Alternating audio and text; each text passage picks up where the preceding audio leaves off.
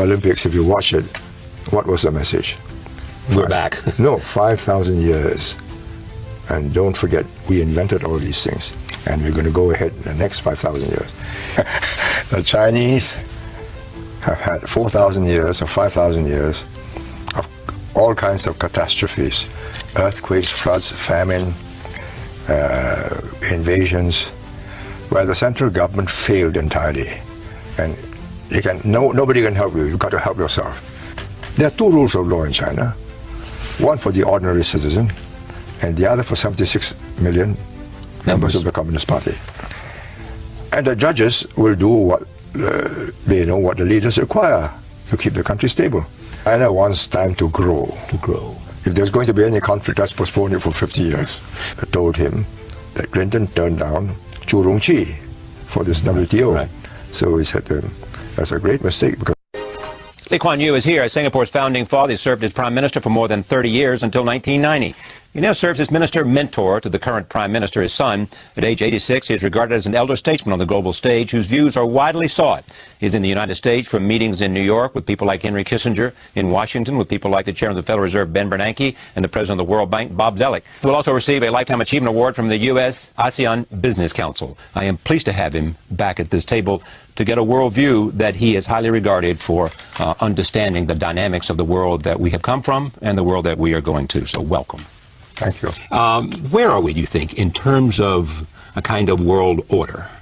We have gone through, in the 89 and 90, the collapse of the Soviet Union, the collapse of the Berlin Wall. Then we had the United States engaged in the Middle East in a long war that continues. Then we had the global economic crisis. So many people say, what is going to come out of this?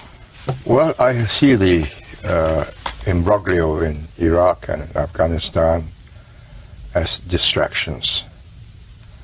It's not going to change the world, whatever happens to Iraq or Afghanistan, because the major changes that are taking place is the recovery of China and to a lesser extent of India, to the places they occupied 2 centuries or 3 centuries ago before Western colonization blanketed them. 3 centuries ago, they were, between the two of them, 60% of the world GDP, just the population and the production that they put out. China is again on the growth path. She's now a member of WTO. She knows that every year she's growing faster than anybody else and can do that for another 20, 30 years because they've got such an enormous number of workers back in the West in the hinterland. 8, 9%, 10%, no trouble at all. But after that, then they reach a ceiling where the labor is concerned, and then they got to increase productivity. But by then, in 30 years, they would have an economy, not per capita, but in total terms, bigger than the USA, which means they've got resources to build up political, strategic, and other influence. And in fact, in anticipation of that, people already treat her differently because they know that this is going to be a big fellow around the block. It's a watershed. I mean, the world order that we knew was dominated by the Caucasian peoples. Europe, technology, sailing ships and aircraft, they conquered the world. Industrialization. Globalization. Well, industrialization first and then they globalize it. And America is the extension of Europe, with a difference in that she's more embracing of other races. The 20th century was the American century. The first half of the 21st century, a large part of it will still be the American. But I believe the second half, you will have to share top places with China and also with India, make space for them too. You have said in a speech I read just today that the relationship between the United States and China, based on what you just said, has become the most important global geopolitical issue of the century. Yes. How they both handle it. From the Chinese side, in a very pragmatic, almost cold-blooded and clinical fashion. On the American side, there's been some vacillations. First, China is an adversary, strategic adversary, then China is a strategic partner, then China is a stakeholder, then China is not carrying its weight. But China wants to be, as in the famous words of Bob Zoellick, now president of the World Bank, and they want to be a stakeholder. Because Bob Zoellick coined that phrase. In Singapore, I think. Well, I mean, whatever it was. Whatever it was, you know. And the Chinese were wondering what that meant. No, they didn't know what stakeholder meant. They now know. Yes, they looked up the dictionaries, they didn't get much out of it. They discussed it with friends, and I'm one of the friends. So I said to them, well, that means, although you're not a shareholder in the company, you have an interest in the company. Because you sell to the company, and if the company goes bust, you've got no customer. And if you've got no customer, your trade will go down and you have unemployment. So you have an interest in keeping that company going. And they have an interest in keeping you going because you are a good customer. You're a good producer for them. Cheap goods, cheap products, and good quality. Well, there's great hope that they will become more of a consuming economy and we'll become more of a saving economy. You point that out. The Chinese have had 4,000 years or 5,000 years of all kinds of catastrophes. Earthquakes, floods, famine, invasions, where the central government failed entirely. And nobody can help you. You've got to help yourself. Let me tell you this anecdote. I was having my game left shoulder from golf being massaged by a very superior Chinese master who attends to their leaders. And they sent him down to try and fix my game shoulder, and he fixed it in 3 weeks. So we had to chat, because I have 45 minutes on the couch, what can I do? So there was a flood up the Yangtze River. So I said, oh, well, now you've opened up. You get lots of relief supplies. He looked at me and puzzled. He says, you don't understand. The relief supplies will arrive in Shanghai. The floods will prevent it from reaching the villages. And each village knows that it's going to happen from time to time. And up on a little hill, they keep the rice, the salt, and all the essentials safe so that they will survive such a calamity. And that habit, just like the Japanese have the kit underneath their bed for earthquakes, that is their habit of surviving. So they stuff the money under the pillow, because banks are not trustworthy, or gold. And that habit is not going to change. That habit of saving. It will take a long time. It will take 1-2 generations of affluence. And it may happen in the cities, and it's not going to happen in the countryside. You say this about America as well. You talk about the Chinese as having patience, and they have persistence, and they have discipline, and they have organization. But you say America has something special that will be part of the inevitable competition. It is its resilience, and more importantly, its creativity. Yes, of course. Look, it's not just American talent that gets you here. There are just 300 million people, and they got 1,300 million. And very many more able people. But you are attracting all the adventurous minds from all over the world and embracing them, and they become part of your team. Now, I don't see 2 million Indians and 500,000 other peoples, Japanese, Koreans, and others, becoming part of China. I mean, first, the language is so difficult. Yes. Secondly, the culture is not embracive. How do you fit in? What should the United States do as it looks at the inevitable growth of China as a dominant player? What would be a wise foreign policy? I think... Because you have 2 or 3 decades before it reaches its full strength. No, even in 3 decades, it won't reach its full strength. In 3 decades, its per capita is still about 1/3 of America. Its gross domestic product. Well, for it to reach America's standard of living and standard of technology will take more than 100 years. So what should the United States do while it has the position it has now? I think make sure that they feel that they are accepted at the top table. Make sure that China feels like it's accepted at the top table. Yes, your place is waiting for you when you make it, but you've got to play by the rules of the game. And the key really is whether the next generation, this generation understands it. They know that they have no chance competing against the West, America especially, in technology, and especially military technology. There's absolutely no chance. They may build an aircraft carrier to guard the shipping lines where they carry oil and other minerals. This is the first time that the Chinese are growing, but dependent on the world for its resources. But they're going around the world signing up contracts in Iran and in Africa. And absolutely, but before that, it's all within the Chinese empire. They don't have to worry about the rest of the world. This time, they have to worry about the rest of the world, because without the resources, the oil, the iron ore, nickel, whatever, the growth will stop. Will they be able to create the domestic demand that's necessary as they find exports reduced? Slowly. But in the meantime, there's keeping the economy going by enormous expenditure on infrastructure in the West. High-speed roads, high-speed railways, airports, telephone lines, bringing water from the south up to the north where it's arid and dry. Huge, enormous mammoth projects. That keeps it going. Will India have an advantage, some argue, because it's a democracy and China is not?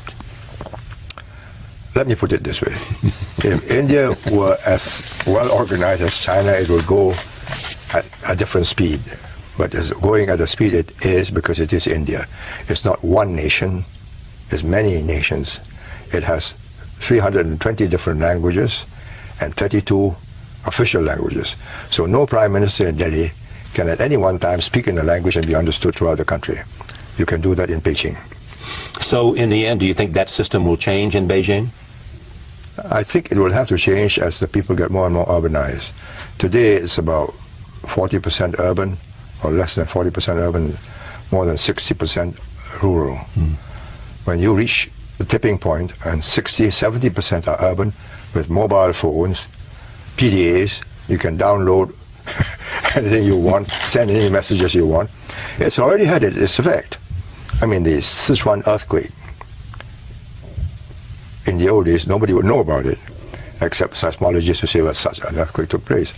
Here, immediately, SMS, all the Chinese knew, the world knew, and they had to go public. And the prime minister took a plane full of pressmen and went there and tried to comfort them and assure them that they'll be... So you're saying that communication and technology and the flow of information will have an impact? And the urbanization. If you're in the countryside, that's different. You can be isolated. But when you're together in an urban center, and they are planning 10 urban centers with 40 billion people each, that's their plans, on the greater scheme of things. 40 billion people in 4 mega cities, all with, you can call up a meeting anytime you want. You call a riot anytime you want. So it's a different world. Therefore, you have to pay attention to what people think. And today they're watching the internet very carefully because they know what the average person in the cities are thinking. Now, what are they afraid of? Where is their fear of? No, it's not afraid. They just do not want to lose control. Well, so they're afraid of control. No. They are afraid that they will lose control of the situation. In the old days, way back in Mao's days, everybody is dependent on the state. The state is the only employer. And everybody has what you call a hukou. Hukou is a residence permit. And if you lose your job because you're anti the government or you're a crook or whatever, you've had it. There's no other employer. But today, there are multiple employers, all companies. So people have options. Yes, absolutely. And that means the government has lost control over the people.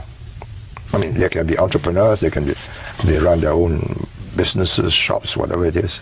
But are they moving towards some form, not a Western form, some form of more participation in the political process? They are co-opting all the successful people into the communist system. That's a smart policy. Jiang Zemin calls it the 3 representatives. So whether you're an artist, whether you're a businessman, whether you're an activist, anybody who's got the extra drive to contribute to a greater China, come and join us. Coming out of the global economic crisis, even though the United States is a dominant country, it is forced to look to build and to engage and build coalitions on a whole range of big issues. And there is never now a guarantee of unanimous support. It's hard to put together, for example, sanctions against Iran. Iran is a special case. Iran got oil and gas. The Chinese desperately need oil and gas. Russia is playing a game with Iran. Russia doesn't need oil and gas, but Russia wants to cut the U.S. down to size and remind the U.S., you need me to run the war. With the Chinese, they are doing their calculations. I think in extremis they must know that if they buck the world, once the Russian says, all right, we agree, I would bet 50-50 that the Chinese will also say. So if the Russians say we'll engage in sanctions, the Chinese will follow? They would not want to be the odd man out and be held responsible. What if the United States would find another partner or another supplier of energy for Iran? No, in place of Iran. Yes. Where do you find it? Well, in the Middle East, in Saudi Arabia, not possible. Not possible. But I had a Chinese diplomat say to me that they would welcome that. That if in fact they did not have a necessity of needing Iranian oil, they would go along with sanctions because they don't think they need Iranian oil, they need Arabian oil, they need Nigerian oil, they need Angolan oil, they need all the oil they can find anywhere. Yes, of course. To fuel the economic growth at 8%. Absolutely. Tell me about Russia and how you see Russia today. Well, look, I'm doing a little bit of business in Russia. Yes. I'm also a member of the board of governors of the Skolkovo Business School, invited to join it by Medvedev, who is now the president. So I speak as one who is a semi-Russian colleague. I would say they would do enormously better if they could get their system right. The system's not as functional as it should be, because it has gone haywire. They have lost control over the various provinces. Putin is trying to bring it back to the center, but it's difficult. What do you think of the relationship between Putin and Medvedev? Everybody knows that Mr. Medvedev is a very friend of Putin, and also knows that Mr. Putin is a very powerful fellow. And Mr. Medvedev is working through very powerful men called Silivokis, who are all from the FSB. Which is a former KGB. Yes, I mean, so I would not. Mr. Medvedev is a highly intelligent man. He's a good friend of Putin, and he sees no reason why he should want to clash with Putin. And Mr. Putin will return to be president another day. I would say the probabilities are high. But you also said in the speech that I read that their capabilities of Russia are limited. The capabilities are limited. Well, they've got enormous a nuclear arsenal. But what else? Their army is a very different army now. The Air Force, they're building new fighters, but I mean, their Navy, and their population is declining. AIDS, alcohol, drugs, and pessimism. I mean, if you're every year more Russians die than Russians are born, because people are not optimistic. In America, people are optimistic and say, right, I'll bring a child bring a child into the world. But when your life is so harsh, and from time to time it gets better when the oil price goes up, but that's only momentarily. You have a different view of the future. So what's the point of this? What about Japan, back to Asia? I think the Japanese need an overhaul. In terms of that political system? Yeah. And in terms of their acceptance of immigrants. Their birth rate is 1 point, their fertility rate is just slightly higher than ours. We're 1.29, they're 1.38, and they're shrinking. But we are a small population, so we can make up with any numbers, from young, bright Indians, young, bright Chinese, young, bright Malaysians, and all the people around the world. And some Middle Easterners, we now have Ukrainians serving in our army, our citizens. Ukrainians in Singapore? Yes, of course. Russians too. East Europeans. And Britishers who have married our local girls. And British women who married Singapore men. But Japan does not want immigrants. So they're stuck. Today they have 3.2 working persons to support one adult. In 2055, they'll have 1.2 persons to support one adult. And immigrants has been America's strength. Absolutely. But mind you, immigration of the highly intelligent and highly hardworking, very hardworking people. If you get immigration of the fruit pickers, you may not get very far. I met a Chinese delegation recently who's here in the last couple of weeks, and I said to a very important member of the government, not at the highest level, but very important, what are you doing here? He said, we're trying to get highly educated Chinese. To go back? Yes. Yes, of course. To go back. Yeah. I said, well, what do you say to them? Say to them, you'll have opportunity, and I say to them, the homeland needs you. That's what he said. Yeah, that doesn't sell. What will sell is you can leave anytime you want and allow your children special educational facilities, and all of you can keep your American green card or passports. And that works. Well, I'm not sure whether it'll work, but they'll go back and test the waters. Some. But will you go back and stay? Maybe, because of the older generation, they are emotionally tied up. But will your children stay? No. Their upbringing has been here, and they go back to China and they say, wow, this is a very regimented society. Papa, I'm going back.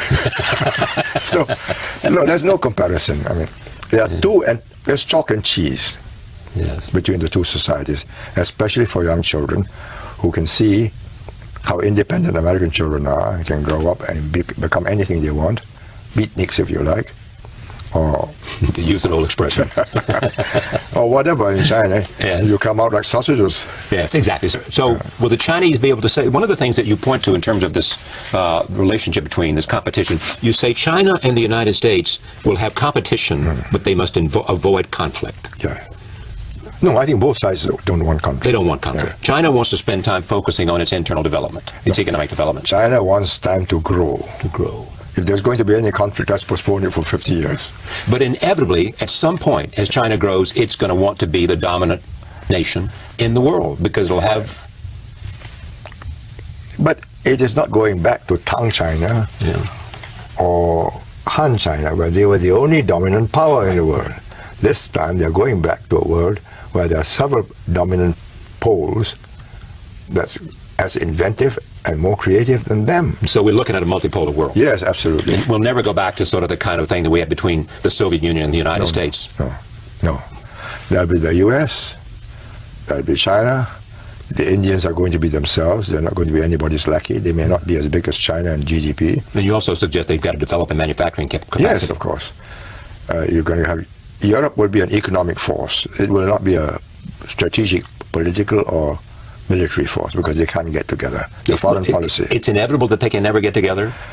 I'm not saying it's inevitable, but if you look at them, that's still 27 different nations. I mean, they won't accept one language, although they all use English as a second language. But you tell them that in Brussels you speak either French or English, or either your own language or English, which is what is actually happening in committees. They absolutely refuse. So how long will that take to disappear? I don't know. I think it may never happen.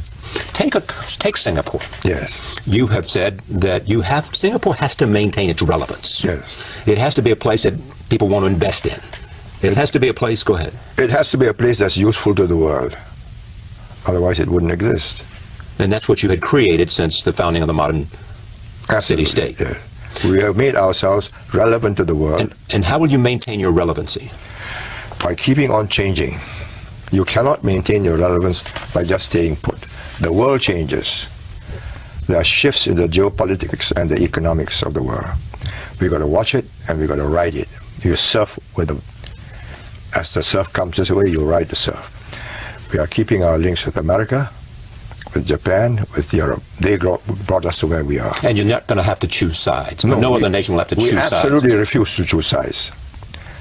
But we will not choose sides between America and China, or between China and India. But I just read today an announcement by your sovereign wealth fund in Singapore of like over, $1.3 billion in new investments, none coming to the United States, going to China, to India, to Brazil, and I've forgotten where else. It's just 1.3 billion out of 300 billion. Is just. But none to the United States, mostly going to what they call the BRIC countries. Yeah, but the United States at the moment is in somewhat of a unstable state. Is the dollar going to decline? What do you think? Yes, it is cheap. But supposing you buy and the deficits grow, and Ben Bernanke is unable, your federal Germany is unable to draw enough liquidity out of the market, and you've got hyperinflation. Wow, it will go down and you've lost money. So everybody's hedging. And there's a very So they're hedging by looking at other places to... Yeah, but where? You tell me. No, tell me where. If it's not the United States, there's nowhere to go right now. We go to partly to the euro. Yeah. We're not going to, very little to Japan, Australia, New Zealand. The RMP, the Chinese yuan, is highly controlled. They can make it go up, they can make it go down, and you're not quite sure which way it's going to go. Whereas in the U.S., you can look at the figures and you can read the federal reports every time they make a decision, and you can make your guess. You also said that China and the United States, they both have to change their mindset. Yes. What did you mean by that? Well, for the Americans, you've got to cease to think in terms of the Chinese as of they are today. The Chinese as they are today are people who have been suffering for a very long time, especially under Mao, and who feel that the world is cruel to them. And therefore they're very edgy. The Chinese, if you talk to Chinese leaders now, those over 60, they're all with Russian as their second language. Right. In 20, 25 years' time, you're going to meet a generation who are now in the lower ranks, who have been to America and Britain and Europe, and will be English-speaking and have different models in their minds. And they will know that they are not going to be the sole power in the world. Not ever again. Because this is a globalized world. And they know that they are dependent on the world for their growth. The resources that they need. So they're going to be part of the world. Yes. Before meaning up till the time when the British and the others colonialized them in a partial way, everything grew within China. Whatever they needed, they captured territory. Then they found global markets. George H.W. Bush invited them to sell to America. He was the U.S. representative before they had ambassadors. And he had a liking for them. They were good to him. So he says, you sell to us. And they sold, and it succeeded. And they said, yeah, this is the way to get out of our poverty. Then they got into the World Trade Center as a member, WTO. I've just met Bob Rubin today, and he and Henry Kissinger and I told him that Clinton turned down Chu Rongqi for this WTO. Right. So he said to him, that's a great mistake, because if you turn them down, all they will do is to be a spoiler. They'll reverse engineer all your patents, and you find generic products, imitations on the market. Now, bring them in, get them to observe the rules. Well, that's a big if. Yeah. You got to get them to observe the rules. They are going to have to observe the rules, and they will. And they understand that. No, because they are making patents of their own now. They want to open the markets around the world. That's and right. Be a part of the global economy. No. They are doing research almost in every sector now, including life sciences. Here's which is something that Singapore got involved in very much with stem cell. Yeah. Why did you do that? Well, we figured out that with these smart fellows around, and so many of them, whatever we do, they will do in time and better. But there are some areas where they will take a very long time to be able to do what we are doing. And that's to change the system from opacity to transparency, from no protection for copyright to protection for copyright, and rule of law. There are two rules of law in China, one for the ordinary citizen, and the other for 76 million members of the Communist Party. And the judges will do what they know what the leaders require to keep the country stable. So, would you... Look, we've got all the big pharma companies in Singapore. Yes. They're not in China. They will sell their products. Because you have protection, you have rule of law, you have protection of patents. And we're doing joint research with them on the effect of these new drugs on various types, racial types of the population. Can you make an argument that a country who leads in technology and science, it will go a long way in terms of their place in the world? Yes, of course. That's why I think the U.S. will stay a very powerful and considerable inventor and creator of new products. You know, you must have a wonderful conversation with your friend Henry Kissinger then. No. Oh, stop there, though. Where do you and Henry Kissinger differ on a view of the U.S. role in the world? I don't think there's any difference. Is that right? How would you define it then? I think the U.S. can be a benign stabilizer of the world order. A benign stabilizer. Yes. Without the U.S., East Asia would never have grown. You brought peace and technology trade and investments, and East Asia flourished. Well, that's clear. It's happened in East Asia. You're talking about Singapore and North and South Korea. No, absolutely. So. And so what are your priorities? For Singapore? No, for the United States. What should be the priorities? I cannot think. No, I'm not an American. I do not calculate in American terms. I calculate what Americans are likely to do in relation to what will happen to me. Yeah. Well, that's why they listen to you. That's why you're going to see Mr. Bernanke tomorrow, and that's why you're going to see Larry Summers, and that's why you're going to see all these American officials. They want to know how you assess the way the world is working today.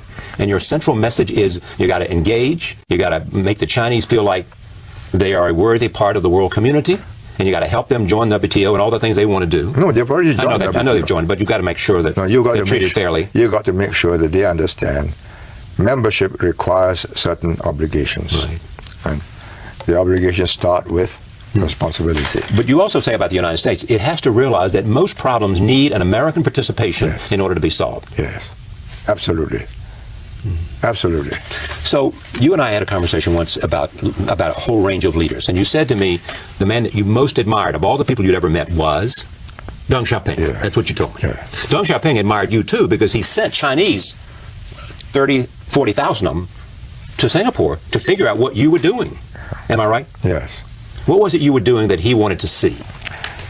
He was astonished when he came for the first time in 1978 to tell us to prevent Vietnam from invading Cambodia because they're doing it on behalf of the Russians.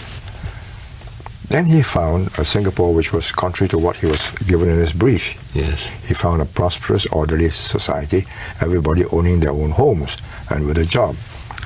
So I said, how did you get there? I said, well, we educated our people, and look at all these companies, Americans, Japanese, Europeans. They bring technology, they train our people, we learn how to do things. And because we're cheaper, after a while we become general managers and company managing directors. And we learn how to do that, and we become suppliers to them. So he said, oh, you made use of capitalism to build a more egalitarian society. Everybody owns their own home. I will do the same. And he did? He did. He did. He went back and declared 12 special economic zones. Shenzhen, Guangzhou, Shanghai, Dalian, and so on. All the coastal cities, and it succeeded. So he was the greatest man you ever met because he understood, because of the results, he changed the nation, and therefore... He's a member of the old guard. He fought in the Long March. Right. He chased the KMT out across the Yangtze. He led the... He was a victim of the Cultural Revolution. Yes, but he was realistic. He knew the system was not working. He knew that they were going to end up down in a deep hole. And he decided, against all the advice of his fellow old guards, that we would change course. And he had the brains and the power to pull it off. Yes. And when they tried to stop him in 1992 from going too fast, he went down to Shenzhen and said, learn from all countries in the world, and most of all, learn from Singapore. The order is good, and they are a very prosperous society. You've never had a moment that you thought Singapore was too authoritative, have you? Not one moment. My job is to get the place going and give everybody a decent life and a decent education. And we're now the best educated people in the whole of East Asia. Our universities, we've got 4 universities, 4th one coming up. So the end justifies the means, whatever it might be. No, it's that the ends were laudable. Everybody wants the same ends. Everybody wants good education, good health, a good life, and their children do better than they did. The means, I had the consent and support of the population. If they opposed me and they did not cooperate, it wouldn't have worked. You were in control of everything. No. Yes, you were. You know that. But the numbers of people who were opposing me, including the communists in the very early days, was endless. China is growing at 8% in the second half of 2009. And it looks better and better as it goes out. No. The Chinese economy is nothing compared to the American economy. Because the base is different. Once you're stabilized. Right. What's the most important change and most significant change in your way of thinking about the world over the last 20 years? That the impossible can happen. I never thought that the Soviet Union would implode so easily. And I never thought that the Chinese would abandon the communist system and move into the free market so readily. It was unthinkable 20 years ago. Both has happened. The world has changed. And it's not clear exactly how it's all going to...